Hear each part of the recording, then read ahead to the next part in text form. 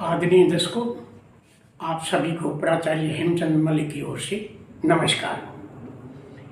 मैं social media पर कार्य कर रहा हूँ। कई प्रकार के सोशल मीडिया के जो माध्यम हैं उनका प्रयोग कर रहा हूँ। इसके पीछे मेरे दो उद्देश्य हैं। पहला उद्देश्य ये है कि समाज में जो वैचारिक प्रदूषण फैला हुआ है, जो खराब विचार हो चुके हैं, मैं चाहता हूं कि वे मैं कम से कम जो ना करूं और इस वैचारिक प्रदूषण को मैं कम करके इस विचारों को शुद्धिकरण करूं। और दूसरा उद्देश्य ये है कि समाज में जो भी पीड़ित वर्ग है उसकी समस्या को समझ करके उसको मैं उजागर करूं और उसके समाधान भी मैं सुझाऊं। यह एक बहुत ही महत्वपूर्ण चरण है मेरे जीवन का। आज मैं एक बहुत ही गंभीर समस्या ले रहा हूँ जिसने भारतीय समाज में कैंसर का रूप धारण कर लिया है, और वह समस्या है भ्रष्टाचार की। भ्रष्टाचार दो शब्दों के मेल से बना है, भ्रष्ट जमा आचार। इसका अभिप्राय है अवांछित व्यवहार, अर्थात व्यक्ति अगर ऐसा व्यवहार करता है जो समाज नहीं चाहता, जो समाज घृणित दृष्टि देखता है, तो वह भ्रष्टाचार कहलाता है।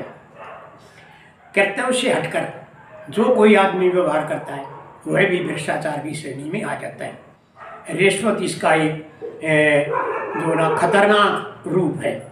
रिश्वत वैसे तो अंतर्राष्ट्रीय समस्या है, लगभग हर देश में ये समस्या चल रही है, परंतु भारत में इसका रूप बहुत ही भयंकर है।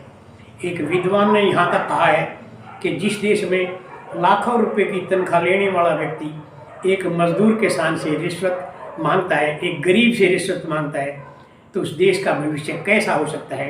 यह एक गंभीर चिंतन और मनन का विषय है। आज के इस वीडियो में हाल ही में उजागर हुए रिश्वत के 3 मामलों का मैं जिक्र करना चाहूँगा। पहला मामला है जस्टिस यशवंत वर्मा का, जिसके घर में आग से जली हुई नोटों का एक बहुत बड़ा भंडार मिला। हालांकि जैसा कि प्रत्येक आरोपित कहता है कि यह एक षड्यंत्र है, उसने भी इसको एक षड्यंत्र बताया। उस पर महाभियोग की तलवार लटक रही है, परंतु ऐसा सुनने में आया है कि अगर वे इस्तीफा दे देते हैं तो वे बच सकते हैं। परंतु प्रश्न पैदा होता है कि क्या वह निर्दोष हो जाएगा? कदापि नहीं।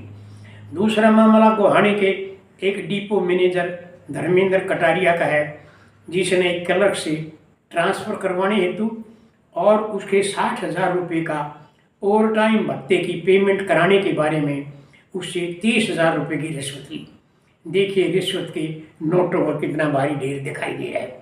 यह समाचार प्रतिष्ठित समाचार पत्र ट्रिब्यून ने छापा है। तीसरा मामला है उड़ीसा के एक IAS ऑफिसर धीमान चकमा का, जिसने एक व्यापारी से 10 लाख रुपए की रिश्वत ली और उसे धमकी भी दी कि अगर उसने इसका कहीं जिक्र किया तो उसके गंभीर परिणाम भुगतने पड़ेंगे। देखिए कैसे एक IAS ऑफिसर हथकड़ी पहने हुए जा रहा है। ये बड़ी आश्चर्य की बात है कि हमारे देश की शिक्षा प्रणाली ने ये कैसे अधिकारी पैदा कर दिए।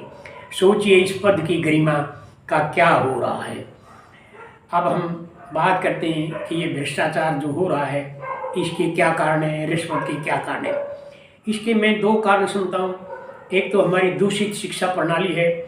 शिक्षा प्रणाली का आज उद्देश्य है बड़े बड़े अधिकारी पैदा करना और उनको ज़्यादा से ज़्यादा पुस्तकीय ज्ञान, किताबों का ज्ञान दे करके पेपर में वो ज्ञान उकेर देते हैं और फिर वे अच्छे अंक लेकर के ऊंचे पदों पर चले जाते हैं। शिक्षा का उद्देश्य श्रेष्ठ इंसान बनाना नहीं है, ये इसका पहला कारण है। और दूसरा कारण है कि हमारे समाज में, हमारे परिवारों में संस्कारों की कमी है। हमारा परिवार और हमारा समाज ये चाहता है कि हमारे जो बच्चे पढ़ रहे हैं वे एक बड़े अधिकारी बने और एक अमीर आदमी बने, ज़्यादा धनवान बने। संस्कारवान इंसान बनाना ये हमारे न समाज का उद्देश्य है और न ही परिवार के किसी सदस्य का उद्देश्य है। परंतु जो आदमी आज भी कर्तव्यपरायण हैं उनको आज भी सम्मानित किया जा रहा है। इसका तुरंत का उदाहरण है हमारे हरियाणा के एक बहुत बड़े शिक्षक डॉक्टर संतराम देशवाल जी को अभी अभी हमारी राष्ट्रपति मुर्मू जी ने एक पदक दे करके सम्मानित किया है, सम्मान हुआ उसका। और इसी की तरह जो दूसरे हमारे हेल्थ यूनिवर्सिटी के वाइस चांसलर थे डॉक्टर सुखवीर सिंह सांगवान जी, उनको भी राष्ट्रपति महोदय द्वारा सम्मानित किया गया था। तो जो व्यक्ति कर्तव्यपरायण है उनका सम्मान भी हो सकता है। और ये जो देशवाल जी है, इनको पद्मश्री का पुरस्कार मिला है। ये एक बड़ी हर्ष का विषय है हमारे लिए। अब प्रश्न ये पैदा होता है कि इसका समाधान क्या हो।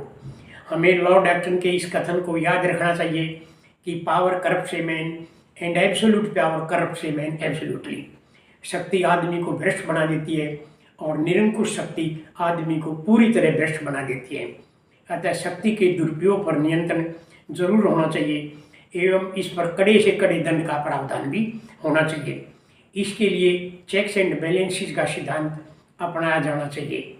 आपको ये भ्रष्टाचार और रिश्वत का विश्लेषण मेरा कैसा लगा? जैसा भी आपको लगा, अगर आपको अच्छा लगा तो इसको शेयर ज़रूर कीजिए ताकि समाज में अधिक से अधिक जागरूकता पैदा हो जाए और भ्रष्टाचार बारे समाज में एक स्वस्थ जनमत का निर्माण हो सके।